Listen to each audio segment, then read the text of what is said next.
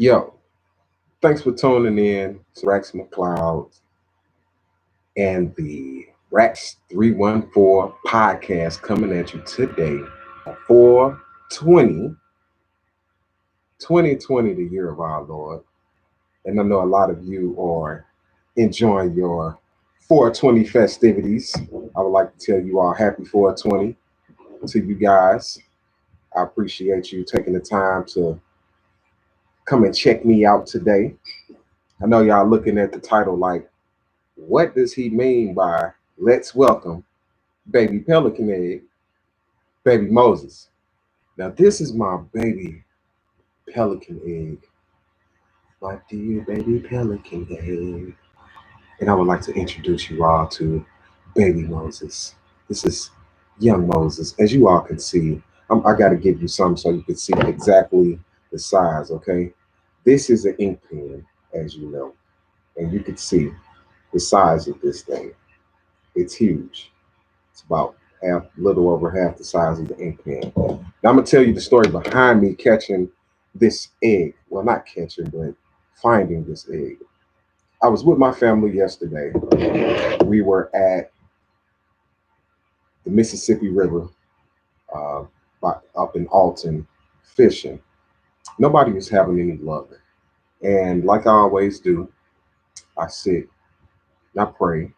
I do like Job, and I pray so I can tell God, "Hey, can you bless me to catch some fish?" Because it's like fish have a mind of their own and they need a little guidance. Everybody's out there trying to get them, but I was telling God, hey, I want to catch some fish. I eat fish. I go to the store and spend money on them. And I'm actually tired of spending money on fish. I would just like to, continue to catch. So the I didn't catch anything majority of the trip until I was standing by the riverbank. And mind you guys, I was having dreams. I told you all about my dreams in my other videos about water. And me and my wife was having a discussion days ago, and I told her about Moses, and I was like, hey, Moses was an interesting child. His mother put him in the water, because she had a baby and she was a servant to Pharaoh's daughter. And she took the baby, Moses, and put him in a basket outlined with mud and some other things so it can float. But she set it right up against the bank in the water. And Pharaoh's daughter so happens to come out and see Moses inside of the basket. Now she asks the mother, if she didn't know it was the mother, it was her servant, to nurse the baby because she wanted to keep it.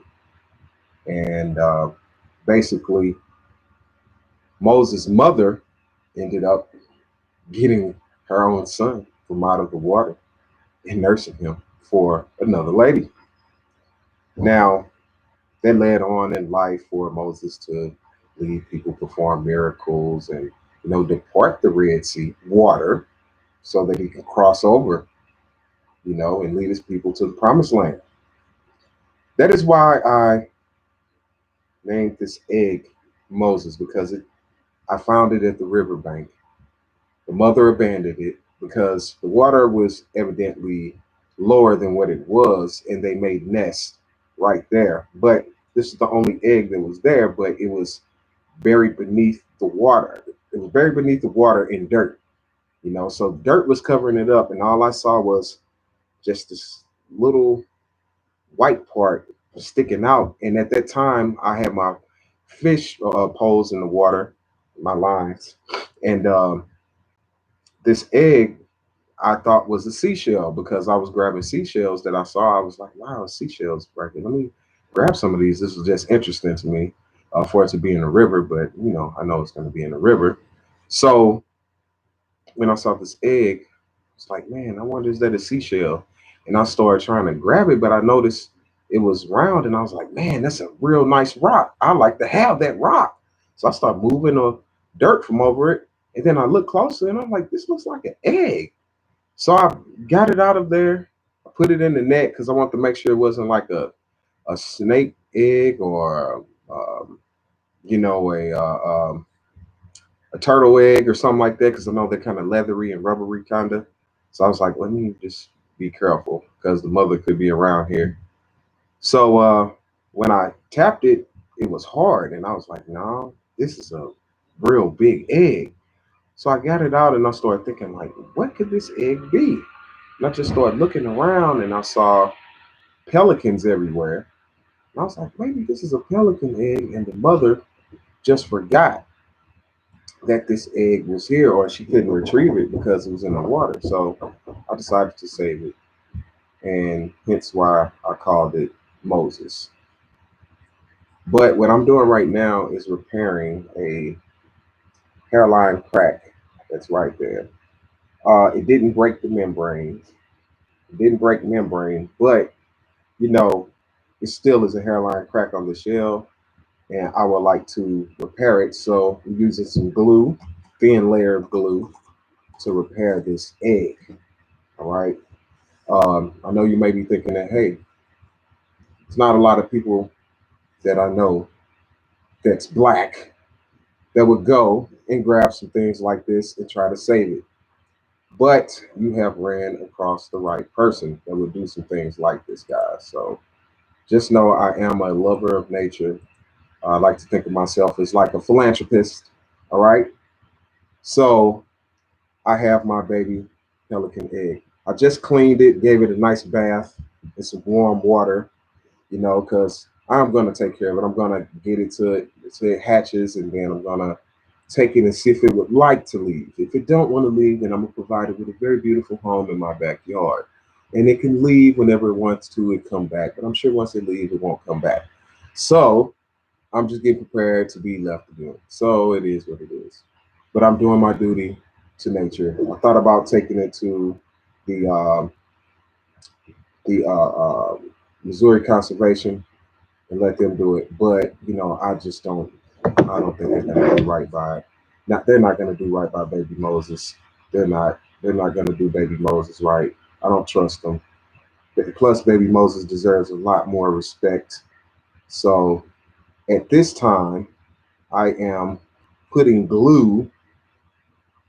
I'm using a hot glue gun and putting the glue on a Q-tip to try and cover up this crack.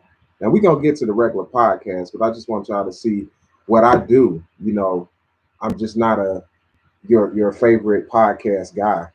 I do like to do things to help out nature and humanity, and just doing my part because I do believe in being a good person, whether you're helping humans or animals or beast or fowl.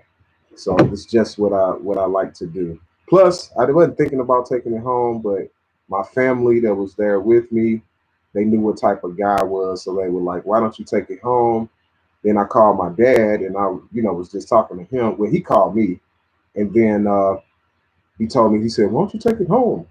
So I'm start thinking like, why does everybody want me to take it home? Why nobody else decided to come and take it home? So that was just interesting to me that everybody wanted me to take it home because they knew that I would be successful at getting this thing to come back, to come to life, you know. So this it is what it is. It's what I do. I like doing things. And those people who know me very well know that I love, you know, being a helper and trying to save things. It's just in my DNA, guys. You look at my DNA, you will see that these are things that I like to do. You know what I'm saying? So just know that that is what I love to do. All right. Now, this looks like a crap job that I've just did on Baby Moses Pelican egg, and I'm gonna let you guys just see. It wasn't a bad hairline crack. It wasn't bad at all. It wasn't bad. It was just that it was a hairline crack. It didn't break membrane, and I just wanted to make sure that there was no gaps there where I could possibly have birth defects from the baby. So as you all will probably want to know, how do I take care of it? I'm going to show you. I don't have an incubator or nothing like that. So, I'm not one of those old professional have everything guys, But what I do have here is a foam little pit. A foam little cooler that I use for my minnows when I go fishing. I got this to cover them up, and I actually put the egg inside of this cushion here. And I put it in there, cover it up with a towel, and close it. And I wake up in the morning and I flip them. Then at lunchtime, I flip them the other way. And then at dinner time, I flip them back on the other side. So I make sure that I'm turning it, at least 3 times a day so that it could have a fighting chance, since mom was not able to take care of it. Now, it was sitting underwater and the water was cold. So this is just theoretically me going at this, hoping that this pelican hatches. Now, I know all of you are probably thinking, like, how do you know it's a pelican? I don't, okay? I don't. Like, this could very well be, I don't know, up inside of there. So we will see. But I'm just saying it's a baby pelican egg. All right. So if you guys stick with me every single day, I'm going to bring out the baby pelican egg. And so you guys can see the progress of it. I'm going to let y'all see it ain't going to turn green or nothing like that. But it's definitely hard, very hard. Um, Right now it's warm from its nice little bath I gave it. I cleaned it off, used a little bit of dish well. I used a whole lot of dishwashing liquid and washed it down. I want to make sure it did not catch the corona COVID-19, because I do not need my new child catching COVID-19. I want him to be complete. Well, I don't even know if it's a guy. It could be a girl, but I would like for it to be a boy, because I would like some pelican grandbabies being made by numerous pelican females. You know what I'm saying? So I'm gonna teach him how to be a player so he can handle his business. So it's time for him to go to bed right now. I'm gonna put him inside his little mattress. This is like a Serta mattress for him.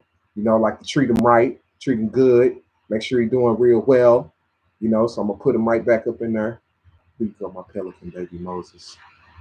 Daddy loves you so much, you're gonna be okay. Don't y'all be laughing at me either. All right? It doesn't matter. This is my baby pelican Moses. He's doing well. All right. I'm about to get to my podcast. Don't y'all like, hurry up. Hurry up. You showing us this egg. Like, I like showing stuff. All right. Now, after I caught this egg, right before I was about to leave, I caught a whatever the fish is called. I caught a little drone, droid, whatever, drum. I'm sorry. Caught a drum. And, you know, it was cool, but I threw him back because this precious little angel right here definitely just had me going. So this was very important to me. Make sure this gets taken care of. So here you go, baby pelican Moses. I'm gonna put you back inside your little house. Hey, this pelican got like a what equivalent to a mansion. You know what I'm saying? We got like a mansion right here. You know, mobile home. You can't get away with that. So I'm gonna cover him back up, let him get his sleep for the night. You know, put him right back up in here. And this stays very, very warm, just so you all know. It stays very, very warm. So, and I'll be putting my hand up in there. It stays at about 80 some degrees. You feel me? So we're gonna put him over here to the side, and we're done with that, with the repair surgery. And I got something like some spider web. Well, it ain't spider web, but you know how they make spider webs out of glue sticks. Take that off there. All right. Thank you guys for tuning in with me today. We're gonna go ahead and get down to this news and see what's going on in the great wide world today. I haven't never talked about this, but how do you guys like my t-shirt back here? You know what I'm saying? I like to think that I'm the voice of the people, or give people the things that they want to hear. So we're gonna go right into it. I got a couple saved stories I'm gonna expand on today. Now, the IRS is holding mail and trailers amid the pandemic. So those of you who have filed your taxes paper-wise, it will probably be a year of Sundays before you guys get your checks because your checks or paperwork or taxes, whatever, is sitting inside of a trailer right now, inside of a tractor trailer. All right, because there are no people to process your paperwork as your digital submissions are being handled by those employees because they're working from their houses. So them working from their houses, they are able to do all your digital uh, tax information. But those papers that you sent in, no go. All right. So if you're waiting for your tax check to come back, you might as well go find you an essential job if you don't have one because that money is going to take a long time to get to you. So you better believe that. Now, those of you who smoke, because this is 420, you can go ahead and light them up right now because we're going to get a little interesting today. We're going to get a little weird today. You know what I'm saying? This is what your boy is known for. Make sure you pray first. All right? Make sure you pray first. Do what you got to do, but pray first. All right? And real smokers don't smoke no green on an empty stomach. And those of you who don't smoke, go ahead and crack your bottle or whatever you be drinking on because you're toasting up, you're having fun, you're doing what you do. That's all on you. Toast up, do what you got to do, handle your business. I'm not here to judge you, okay? All right. Now, there are two families of the victims who died in the Kobe Bryant crash. They are suing the helicopter company. All of us knew that this was going to happen. So none of us even thought for a moment that there wasn't going to be some lawsuits going against this helicopter company. Uh, the pilot actually looks like Cesaro from WWE, which is very interesting. But move right past that.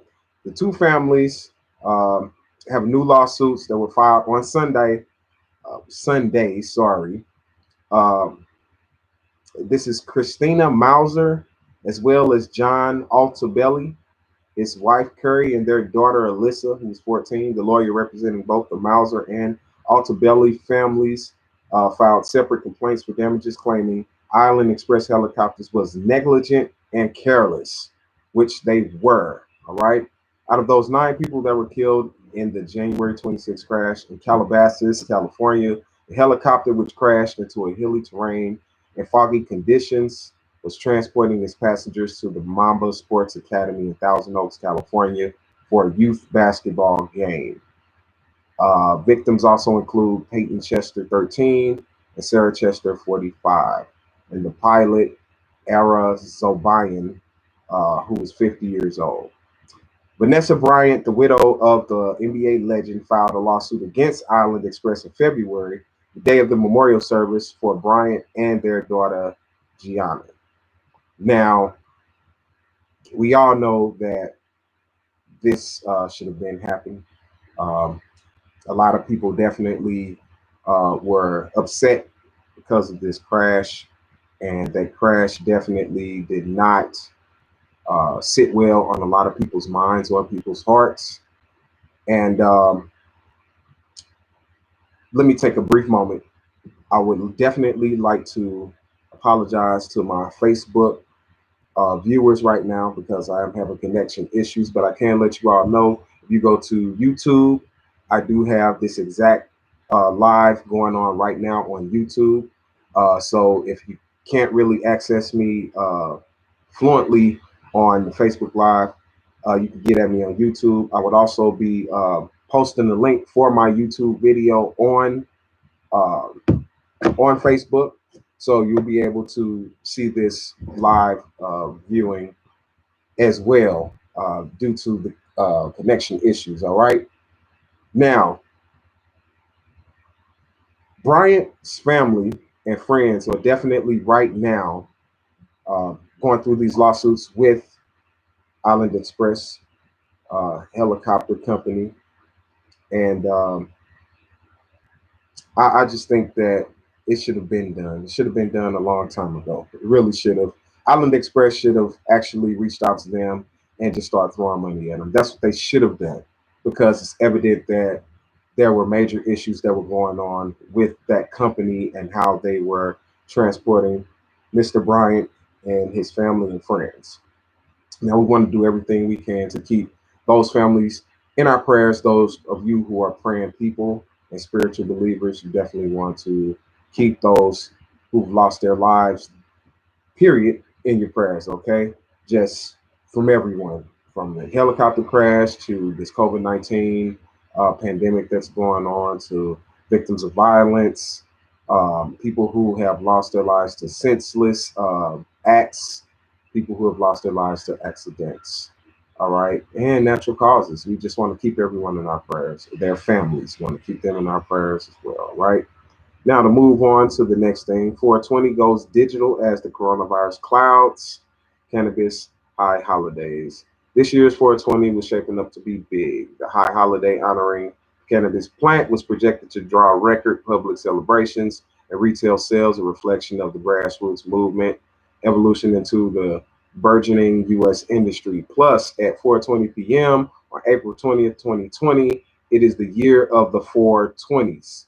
All right, this year's 420 will indeed be significant, and we basically want to will want to pay attention, because those stocks are doing numbers since this pandemic has been going on. It's been going completely nuts. Those of you who stay here in Missouri, you know that over in Illinois, that the dispensaries over there have been doing big numbers. I'm talking big numbers. They've been selling gout when they first came out, and it was going on for weeks and weeks at a time. It took people a long time to get over there. Um, Back in, I want to say, late part of January, I went and visited them to just check them out, see what was going on. They're very interesting. And one thing that I didn't like about them is that you didn't really get to see what you were buying. You just had to look at a menu, look at the names, and decide from there. And you went in and you just got something that was prepackaged that you couldn't even see through, you couldn't open up. Any of those things, you discouraged from doing those things anyway until you got to your destination. So it was basically like blind buying. So those of you who have not been, this is what you need to expect when you go there, unless you go to a dispensary that's further away from those. I'm pretty sure all of them don't operate the same, but the ones that I went to definitely did. In certain aspects, they did operate the same. So for those of you who are interested, just know what to be expecting when you get there. And if you want to, you can go on sites like Weed Maps or Leafly and look on there. You should see photos. If not, then you'll know what to expect. You'll know where they are. They do give locations on where those are as well. So definitely understand that those are things that definitely can happen. Um, let's see. Move forward, making sure that Facebook Live is running good as well. Those of you who are still tuning in with YouTube, I thank you for tuning in. I do think I got the connection issue corrected with Facebook Live. So thank you all for bearing with me on that. And I would like to give a nice shout out and hello to all of you. Thank you all for tuning in at 11:30 tonight. I appreciate that. It's very awesome of you guys to be up with me right now. I'm going to try to do these a little more earlier, but I try to wait till the end of the night so that I can get all the news that I can that's worth relaying to you all. Let's see. We're going to go to, let's shoot over to, it seems like we just lost the Facebook viewers. So we're just going to move forward from there. Uh, a Dream Team jersey worn by and signed by Michael Jordan sold for $216,000. Pretty much what you all need to know about Michael Jordan at this time is that MJ has a documentary that is out right now, and this documentary um, seems to be a very interesting documentary that a lot of people are talking about, and we're just hoping that it serves a nice purpose, because Mr. MJ himself has been affected by the Kobe Bryant death as well. And I do believe they're trying to put out content right now to try and get everybody's mind off COVID-19. The basketball industry has definitely taken a major blow right now. So I do think that they're trying to keep everybody interested, as it is really not much right now to keep people interested besides video games. Um, and I also heard that they will be having certain tournaments on 2K between basketball players. So hopefully, this is something that will turn out to be good for the entire basketball industry, because we need something right now. All right. Now, we're going to go to some more sports. We have Larsa Pippen. She defends her ex Scottie Pippen after The Last Dance highlights his Chicago Bulls contract. They got married in 1997 and share four kids, sons Scottie Jr., Preston, Justin, and a daughter named Sophia. Larson Pippen is speaking out in support of her estranged husband, Scottie Pippen, after his career earnings with the Chicago Bulls were brought up in ESPN Michael Jordan docuseries The Last Dance. Shortly after the premiere of the first two episodes, which explore Scottie's 7-year, $18 million deal with the Bulls, Larsa, 45, took to Twitter to clear the air after fans took pity on the NBA star on social media. Thanks for your concern. Scottie did okay The Last Dance, Larsa wrote alongside a screen grab of a Bleacher Report article on Pippen's earnings, which totaled 109,102,430 during his NBA career. The docuseries follows the deterioration of Scottie's relationship with the Bulls, which turned sour after he signed the 7-year contract. It was also revealed on the docuseries that Scottie's earnings were far less than what Jordan's was earning while the two played for the same team. According to The Last Dance, Jordan was getting $30 million per season. The comparison prompted fans to label Scottie as one of the most underrated and undervalued players in the NBA. It wasn't until Scottie left the Bulls in '98 that he began to earn more money with the Bulls. Scottie won 6 NBA titles. That year, Scottie signed a 5-year, $67.2 million contract with the Houston Rockets, according to Bleacher Report. He stayed on the team for 1 year before getting traded to the Portland Trail Blazers until 2003. He then returned to the Bulls for 23 games before retiring. His total NBA career earnings were actually larger than Jordan, who earned $93.29 million at the time of his retirement, according to the Bleacher Report. Scottie went on to become an NBA Hall of Famer and was named to the NBA All-Star team 7 times and was awarded the game's MVP in '94. He was also part of the U.S. Dream Team in '96. Larsa's defense of Scottie came as a surprise to fans, considering she filed for a divorce from the NBA star in November 2018 and was rumored to have cheated on him, that in which she did. Can't remember who she cheated with, but she cheated with a rapper, if I'm not mistaken. She shut down those claims and since deleted tweets captured by TMZ on Monday saying, "I was married to him for 20 years. I did everything for him and my family. People change, and that's what really happened." Um, blah, blah, blah. Nobody else cares what Larsa has to say. Pretty much that's what happens when you are a multi-million-dollar ball player and you marry, um, you know, a gold digger. All right, we're going to move right on. Um, Trump claims he will temporarily suspend immigration into the U.S. due to coronavirus fears, which I think is a smart move, right? It's just a smart move. We got too much stuff going on, and we just definitely need to pay attention, all right? The U.S. is monitoring intelligence that Kim Jong-un's in grave danger after surgery. The U.S. is monitoring intelligence that the North Korean leader Kim Jong-un is in grave danger after surgery, according to the U.S. official with the direct knowledge. CNN's Jim Scuoto and Will Ripley report. Uh, they report on that, so we don't know what to think about it. A lot of times, information coming from those countries definitely seems to be, inconclusive. So we really don't know, and I'm pretty sure that it could just definitely will be just hearsay, um, but maybe not. Either way it goes, send prayers out to the guy. I hope you do well. Whatever. All right. Mexican president tells gangs to end the crime wave instead um, of handing out coronavirus care packages. I think that that sucks. And listen, during this time of the coronavirus, a lot of people are feeling very ill.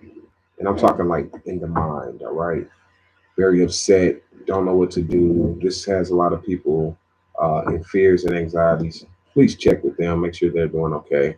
Uh, Let them know that they're not machines, they are humans, and they are entitled to having emotions.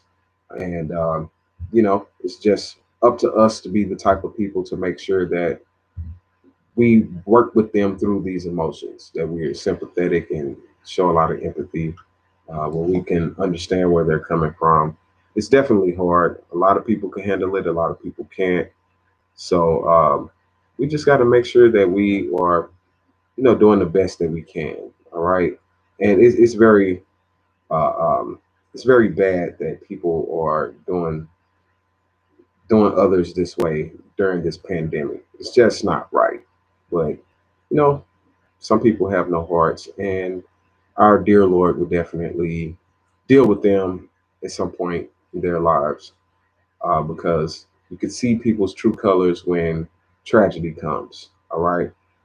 Prince Harry pleaded with Thomas Markle not to talk to press and lead up to the wedding. Court documents revealed Prince Harry pleaded with his soon to be father in law, Thomas Markle, to stop speaking to the press shortly before he and Meghan married in 2018, according to documents filed in the UK High Court.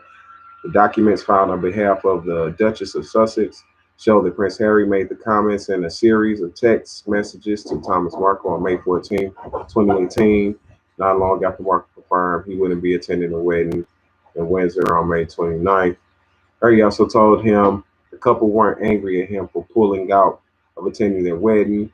Um, if you love Meg, this is what he said. If you love Meg and want to make it right, please call me, as there are two other options which don't involve you having to speak to the media who incidentally created this whole situation. So please call me so I can explain. Meg and I are not angry. We just need to speak to you. Thanks, he wrote. Um, in the text messages, they were released as part of legal action um, taken against Associated Newspapers, the publisher of the Mail, on Sunday for invasion of privacy and copyright infringement after the newspaper published excerpts of a handwritten letter from Meghan to her father sent shortly after she and Prince Harry got married. According to the publication, Meghan had complained to her father that he had ignored many of her attempts to make contact, telling him his actions had broken her heart into a million pieces. The original article in the Mail on Sunday also included claims from Thomas Markle that he had reached out multiple times in an attempt to patch things up. Lawyers acting on behalf of the Duchess say the texts have been included to set out the full exchanges and messages between Meghan and her father and lead up to the wedding, rather than relying on the defendant's highly partial summary of them. We'll read more of this. This is published by CNN, but it seems to be the same thing being said in different ways, in different paragraphs. So it seems that that writer has basically not decided to expand their writing so that they can make valid points about it. So you got the whole gist of it. The newspaper intercepted text message, published it, which over there is a no-no. You can't do that. Um, they rule their kingdom with the iron fist. So that is what it is. Now I'm going to move on to the Tekashi Award for the day. And let's see. We're going to go to, for the Tekashi Award of the day, we're going to go to, I'm going to tell you all where we're going to go. We're going to go to World Star. We're going to go to World Star Hip Hop, and we're going to see who's going to get the Tekashi Award for today. And let's just see Let's just see. We have commentators clown the dude with muscles during a baseball game, all that working out, and you can't open up a water bottle. Huh. I think we might have to just expand on this one. Let's go to the news report by them and just see what we can hear about this situation here because this seems to be very funny. Oh, come on. Hey, all that working out, you can't open a water bottle? This guy has about the biggest muscles that you can just see on a fan. The biggest muscles you can see on a fan, guys. All right. Now they showing this guy right before this looked like the Royals and the New York Mets game. They're showing the guy right before they're showing the guy right before batting, trying to open this water bottle. After the team batted, um, this guy took the bottle and gave it to somebody else to open for him. Or maybe he was trying to open it for somebody, but they got him on camera trying to open the bottle. And I'm talking the guy has guns. I'm talking guns. And he could not open this bottle. He was trying to open it with his shirt. This is a water bottle. He's trying to open it with his pants. He just could not open it. And it resulted in him just giving the bottle back. Oh man, he has to get the Tekashi Award for the day. He really does. But we're not going to give him the Tekashi Award for the day. All right. I'm going to tell you who's going to get the Tekashi Award for the day. I was riding down West Florissant. West Florissant is a main street here in St. Louis.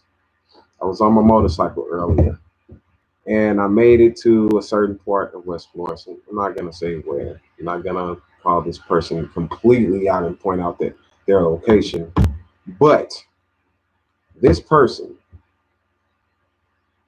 when I looked to the side as I was passing by, was trotting up the steps with a tactical rifle, all right, or a semi-automatic rifle in his hand. It was nice and long. Okay, it was, you know, it was long. It was about the size of my arm. This guy had it on the side of him. He was running up in the house with a mask on, and somebody was letting him in. Um, this is what I want to say. You young man, you will get the Tekashi Award for the day because that was the most alarming thing that I had seen today. So we're definitely gonna have to call out you right now, all right? Because you don't understand that the digital authorities need to come for you, all right? When I say digital authorities, I'm just talking about the roasters. Just need to get you because of the simple fact that it's people like you that are making things very, very difficult in the city right now. You're running around like that in public. There were, mind you, this was like people passing by in their cars and stuff. So I know other people saw this as well. But for you to be one of us moving stupidly when it's known that you youngsters do dumb things out here and you make it worse for the rest of us, that you would do anything like this, all right?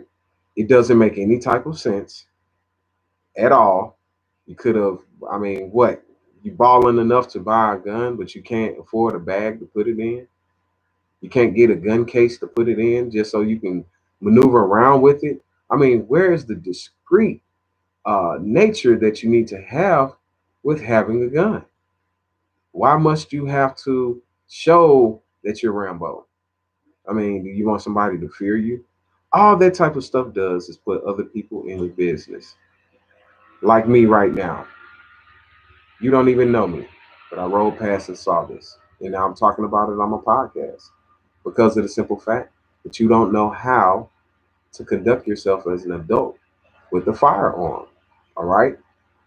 Buy a bag or something to put your firearm in. You do not need to be running around with it like You're Rambo. All right. It's not interesting. It does not make you look like a hard ass or anything like that. It just makes you look stupid, like a buffoon, like an idiot. You have a dumb head, a stupid face, and your brain is probably the equivalent of chocolate pudding. All right. They need to grab all of the garden gnomes in Granny's backyard, let them get together and make you the tallest dunce hat that they can make you. And it needs to go on top of a house with ice on the top of it. And you stand on top of a ladder. And I'm not talking about a county house, I'm talking about a city house, like 3 floors. So I need to go all the way up there and take the hat and drop it right on top of your head. And this sound needs to play so that we all can know exactly where you are at all times, because obviously you have other intentions up. All right. And we need to be watching you.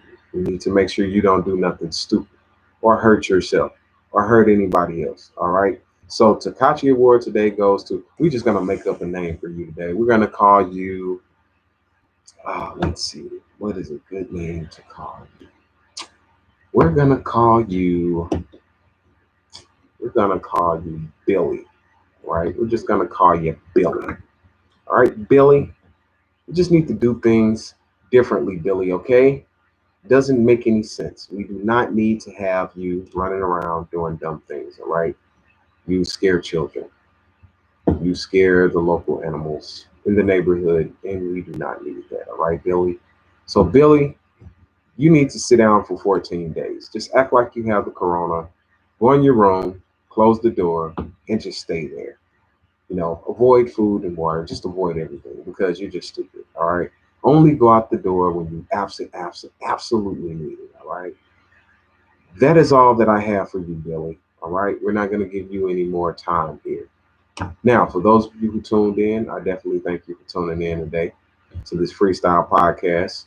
It is something that I do enjoy doing, and I do thank you all for coming and being part of this today. And I thank you all for meeting baby Pelican egg baby Moses.